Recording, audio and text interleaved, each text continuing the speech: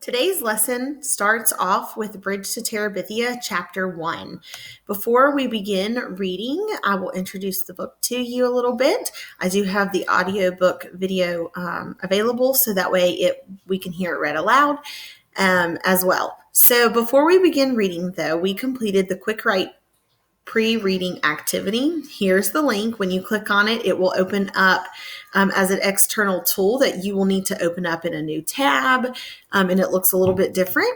So when you click on it, you'll have to click open in a new tab, and then it will prompt you to link your email, and it should be your school email. So you'll click link to that. And then once that part is linked, it will open up and you will see a little yellow orange icon with your name beside it. And then it says Quick Write Chapter 1. You'll click on that and then you'll be able to then type in your answer to our pre-reading activity. Go back to that tab and then you'll click submit from where you opened it, and then you'll be able to complete that assignment. So you'll do that before you actually start reading the story. Now, to open up the story, you can either use a paperback version if you have your own copy, or you can access it on Epic, which I gave you the code here on our Canvas site. So here's the video explaining how to access your books, and then the code to make sure that you're logged in. Once you're logged in, it should basically automatically keep you logged in, and it should keep your place in the book when you are reading it. So we read a few pages in Chapter 1 today, but make sure you go do that quick write before you begin reading, because it kind of gets your brain going and thinking about how you have a relationship. If you have a relationship with your siblings, if you don't have any siblings though, then I want you to think about how you interact with your friends or cousins, and think about how you guys get along with each other.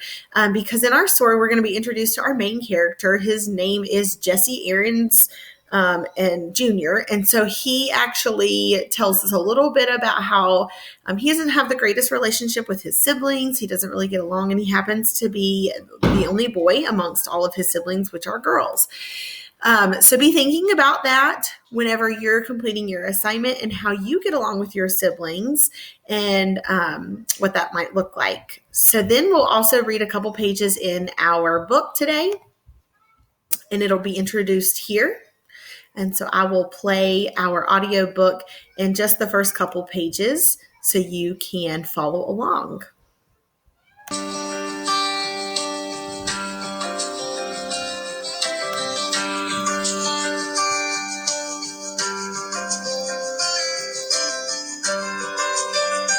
Harper Audio presents Bridge to Terabithia, written by Catherine Patterson and performed by Robert Sean Leonard. I wrote this book for my son, David Lord Patterson, but after he read it, he asked me to put Lisa's name on this page as well, and so I do. For David Patterson and Lisa Hill, Bonsai.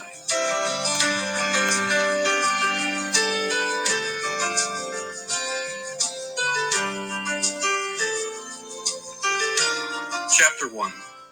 Jesse Oliver Aarons, Jr. Barum, barum, barum, baripity, baripity, baripity, baripity. Good. His dad had the pickup going. He could get up now. Jess slid out of bed and into his overalls. He didn't worry about a shirt, because once he began running, he would be hot as popping grease, even if the morning air was chill. Or shoes, because the bottoms of his feet were by now as tough as his worn-out sneakers. Where you going, Jess? Maybelle lifted herself up sleepily from the double bed where she and Joyce Ann slept. Shh, he warned. The walls were thin. Mama would be mad as flies in a fruit jar if they woke her up this time of day. He patted Maybelle's hair and yanked the twisted sheet up to her small chin. Just over the cow field, he whispered. Maybelle smiled and snuggled down under the sheet. Gonna run? Maybe. Of course he was going to run. He had gotten up early every day all summer to run. He figured if he worked at it, and Lord had he worked, he could be the fastest runner in the 5th grade when school opened up. He had to be the fastest. Not one of the fastest or next to the fastest, but the fastest. The very best. He tiptoed out of the house. The place was so rattly that it screeched whenever you put your foot down, but Jess had found that if you tiptoed, it gave only a low moan, and he could usually get outdoors without waking Mama or Ellie or Brenda or Joyce Ann. Maybelle was another matter. She was going on 7, and she worshipped him, which was okay sometimes. When you were the only boy smashed between 4 sisters, and the older 2 had despised you ever since you stopped letting them dress you up and wheel you around in their rusty old doll carriage, and the littlest one cried if you looked at her cross-eyed, it was nice to have somebody who worshipped you, even if it got unhandy sometimes. He began to trot across the yard. His breath was coming out in little puffs, cold for August, but it was early yet. By noontime, when his mom would have him out working, it would be hot enough. Miss Bessie stared at him sleepily as he climbed across the scrap heap, over the fence, and into the cow field. "Moo," she said, looking for all the world like another Maybelle with her big, brown, droopy eyes.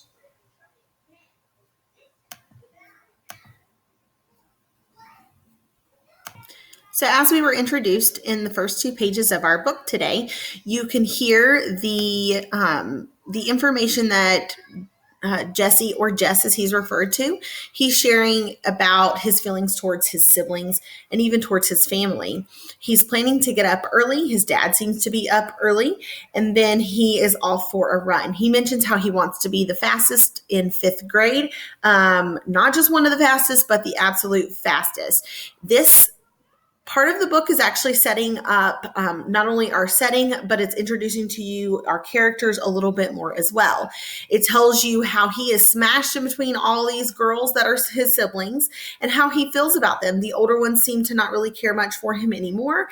And then the younger ones, Maybelle is very attached to him, but the youngest one specifically does not really care. You can also see how their home might be a little bit smaller, or it could be an older home as well, because it states how it made a rattly screeching sound anytime that you put your foot down. And then knowing that the children have to share rooms lets us know that maybe the house is a little bit small too. So in my mind, I can see Jesse or Jess, where he might feel a bit out of place, and him being basically the only boy besides his dad at this time. So he's going out for a run and making sure he does not wake his mother, because as we know, we don't want to wake mamas up because they definitely want their rest. But even as he's running, he actually makes a comparison to Miss Bessie the cow to his sister Maybelle, because even though he may feel somewhat bothered by her, they do have a really great relationship. So this is really just setting up the scene for us. So that is as far as we got today in our reading. So you will continue either reading the rest of chapter 1 today and tomorrow, so you can finish parts of it today or finish the whole thing. But we're going to be discussing all of chapter 1 on Thursday, so make sure that you finish reading all of chapter 1 by the end of the day Wednesday, and completing any assignments that you need to.